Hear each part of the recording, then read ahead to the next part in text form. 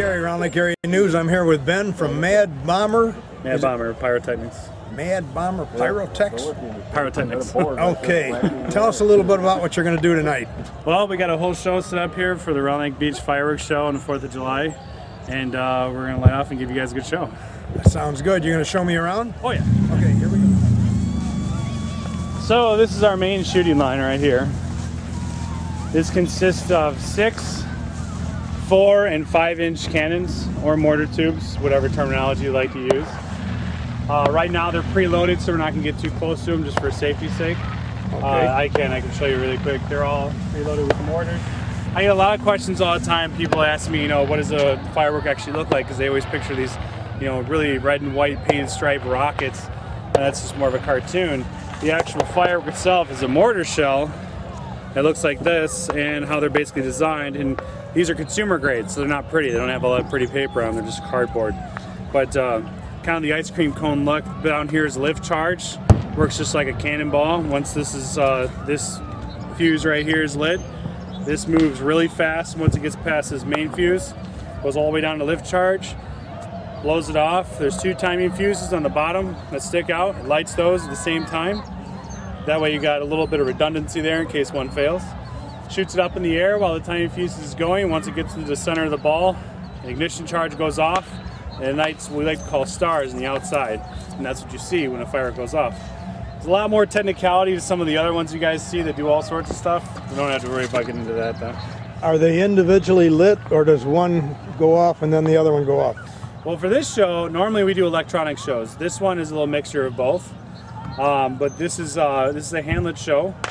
It's still very safe. But how we do it is I have 3 guys, including myself, who are what we call shooters, and they will shoot off the fireworks hand lit with a road flare. And basically how it is we'll do one at a time from here to there. We'll communicate with each other and make sure we're not doing it too fast, not doing it too slow. We have our own little trade secret on what the pace goes at certain times. But that's for the most part how we light them. I'm going to take a shot of the tubes. Is that okay? Sure. So we've got... Yeah, just don't go over them. We've got six of them, and they're all loaded. You can see the wicks coming out of all of these. So we're just going to steer clear of them. Okay, anything else? What are you going to show? Well, that's the main shooting line.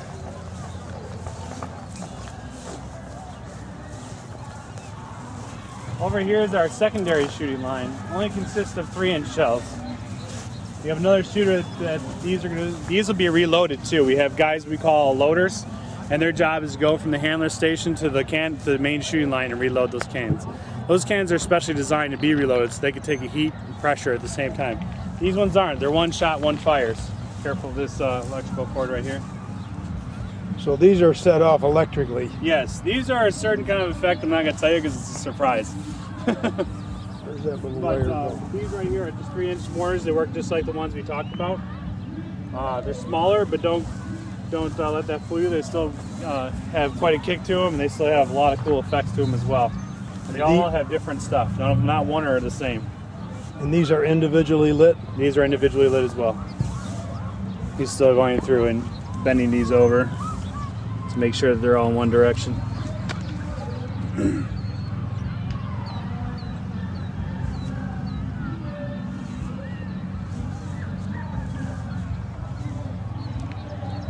And then on over here, in the center of our area, we have our cakes. Cakes are kind of hard to describe because there's a lot of terminology to them in the consumer grade fireworks. Usually you'll see a ton of really pretty wrapping paper on here, and for all of you guys who shouldn't have the fireworks they have, you'll see we have individual preloaded smaller cannons consisting of various sizes, anywhere from a 1/2 inch to a 3-inch cannon inside here, or mortar tube, that are preloaded with a shell, and we light one end and forget about it. It does its own thing. Some of them have a variable speed, which means they start slow then pick up faster, or at the end they'll shoot like a certain amount of number off all at the same time. They all have their individual effects to them, and I'm not going to say what they are because you'll just have to see the show to see what they are. But this is our main area for the cakes. We have quite a few of them for the startup of the show, along with some other shells that we're going to be doing, which are chained together. And then these are for different breaks in the show, for different effects that we're going to do at different times that go with different kinds of shells as well. It's all kind of choreographed in that area of color and size and effects. But not one of these cakes is the same. Some of them are what we call angle cakes. And they look like this. They're fanned. So they shoot kind of like a sprinkler head, like din, din, din, din, din, din, din, or all at once in a big fan shape like that. So they're angled, and then to the center they're straight up and down. Now where is Mad Bomber out of? My company's out of Kingsbury, Indiana. Okay. But our crews are scattered throughout the whole country. We work in different ways. And does your crew do a lot of things besides just the 4th of July? Sure. What other functions? Yeah, we do all sorts of events. I mean, basically whatever you want. If you got a birthday with a big budget, give us a call. Okay. We'll come out there. Weddings, we do anything. As long as we can safely do it, get the permit with the town, and make sure that we come out and inspect the site and make sure we have enough area to do it, then yeah, we'll do it for sure. What are we going to do for a finale tonight? Finale, that is the big one, the big question. This is one finale. We have two. If you can spot during the finale, you'll see it actually shooting off from 3 different areas.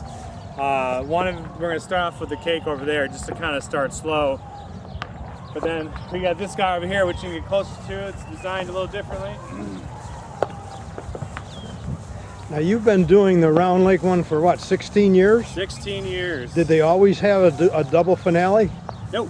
Tonight's the first night? This is I've done it once before, but this one I thought out a little bit more. Every year I try to give, because I grew up in Round Lake Beach, so I try to give Round Lake Beach a little bit more bang for its buck. You grew up around. I might have missed that. I might have missed that on the video. You grew up around Lake Beach? Yes, I grew up in Round Lake Beach. I went to Round Lake High School even. So I try to give Round Lake a little bit more bang for its buck, the best I can with the budget I get at least. A little bit of Panther pride there. A little bit of Panther pride for sure. I was even a Spartan football player, so for the Park District as well. Great. So our finale we fan out just much like those cakes. This one isn't loaded yet. We're going to finish it off later. But you have one in the center and 2 on the sides. If you're looking at it and you see clamps, clamps are actually safer than screws or nails because these can actually hold tighter than a nail or a screw, and they have a much more pressure and wider angle on it, whereas a screw or a nail can shear really easily.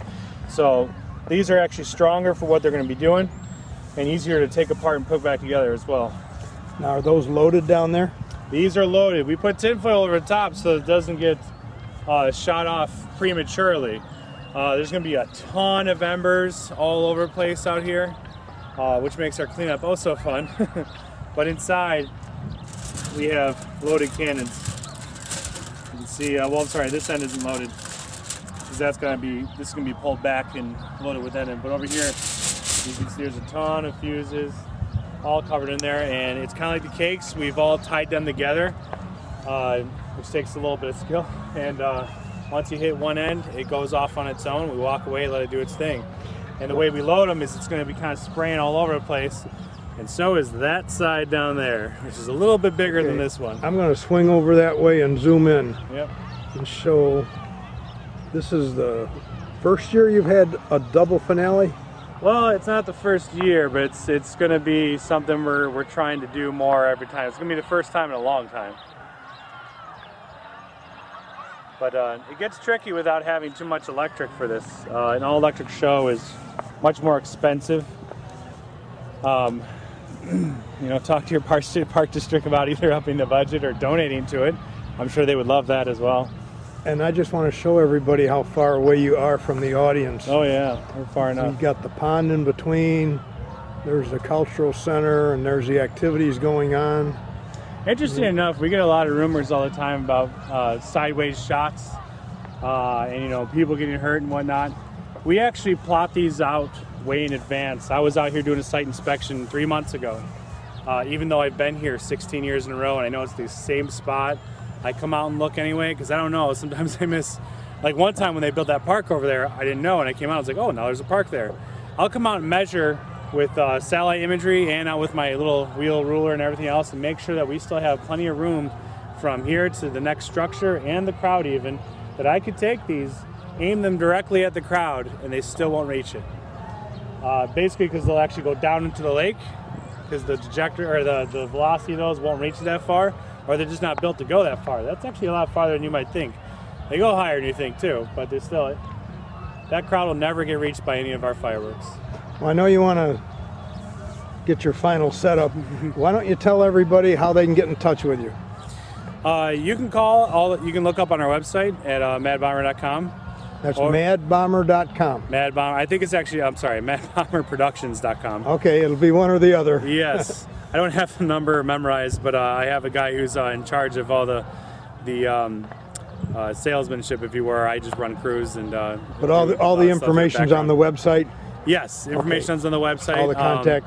Yeah, for sure. And even if you do want that direct number, you can find me on Facebook, Benjamin Short. A lot of you guys from around here know me anyway. You can even call the Park District, Round Lake Beach Park District, and ask them for our number. They'll put you in touch with one of our guys and help you out with anything that you might need. We have package deals, we have custom deals, all sorts of stuff that we can help you with. I appreciate the interview. No problem. And taking the time to give us a real close-up of what's going to happen tonight. And we'll be videotaping that as well. Thanks, Ben. Okay, we're out here with Ben, and he's going to do a test shot to check the wind. Yep.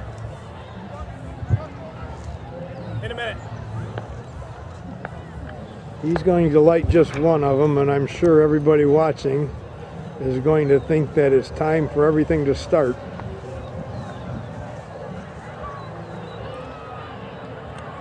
This gives him an idea of whether he needs to angle the tubes to offset the wind.